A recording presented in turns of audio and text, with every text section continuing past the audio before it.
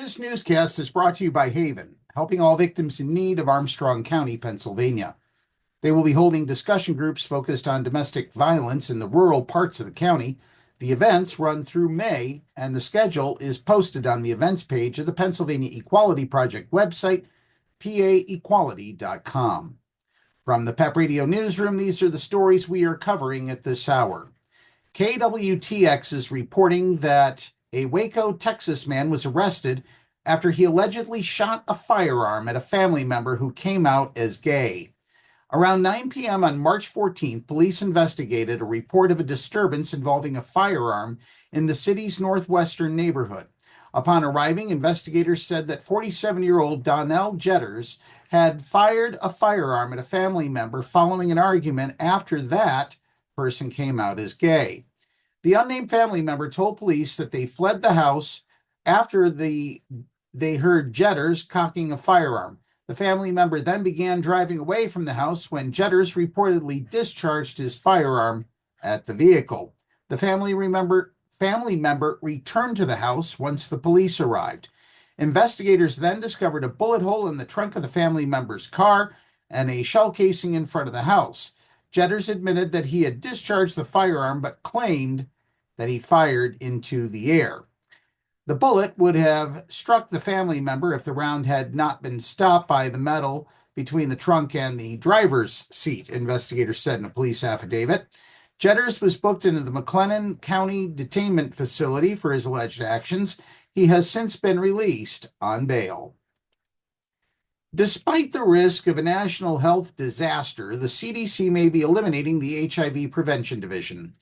The Trump administration is considering drastic funding cuts to federal HIV prevention programs, including possibly eliminating the HIV Prevention Division at the Centers for Disease Control and Prevention.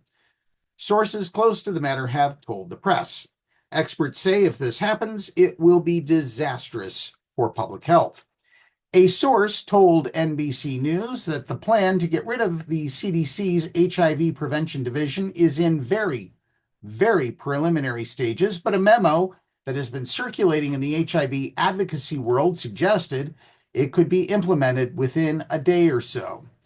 One source said the administration may cut up to $700 million from the CDC's HIV division, or possibly roll the division into the Health Resources and Services Administration, which runs the Ryan White HIV/AIDS program.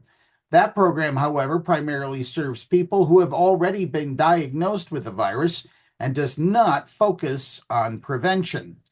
Andrew Nixon, a spokesperson for the Department of Health and Human Services, told NBC News that no final decision on streamlining the CDC's HIV Prevention Division has been made, and claimed any decision would be to serve Americans at the highest and most efficient standard.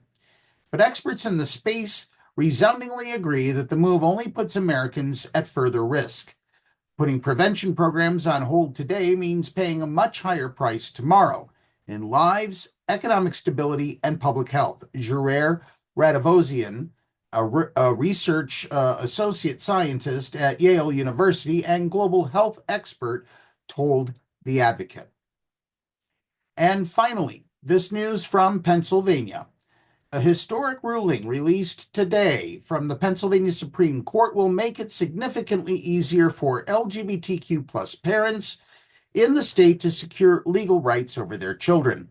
The ruling established intent-based parentage as a new path to legal parenthood, allowing someone to prove legal parentage based on evidence of intent to be a child's parent, regardless of whether or not there is biological relation or written contracts in place. The ruling occurred in the case of Chanel Glover v. Nicole Jr. The former couple went through the entire in vitro fertilization process together, splitting the massive costs to help Glover get pregnant, co-signing contracts, and establishing Jr. as the intended co-parent. They also worked on paperwork for Jr. to obtain a second parent adoption.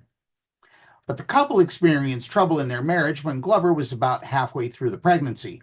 Once Jr. moved out, Glover declared she wanted to be a single mom and that Jr. would not be allowed any contact with the baby. Junior petitioned to be recognized as the baby's parent. A lower court agreed that she deserved to be, as the couple had participated in the conception of the baby together. Glover accused Junior of inflicting emotional harm and volatile behavior, but Junior denied the accusations. The judge said accusations of emotional harm also do not have a bearing on parental rights and could be discussed in a future custody hearing. Glover appealed the judge's decision before the baby was born, and in August 2023, a panel of 9 judges on the Pennsylvania Superior Court unanimously determined that Junior deserved full co-parental rights due to the couple's intent-based parentage. The decision declared the couple not only evidenced their mutual intent to conceive and raise the child, but they also participated jointly in the process of creating new life. Glover then fought for the Supreme Court to take the case. The court's ruling explained that the child would not have been born if Glover and Junior had not intentionally endeavored together to conceive and raise a child. The ruling also emphasized that the establishment of intent-based parentage doesn't mean couples shouldn't put their intentions in writing whenever possible. That's the news at this hour. If you are watching our newscasts on the PEP Radio channel on YouTube, be sure to click the subscribe button. And now back to more music on PEP Radio.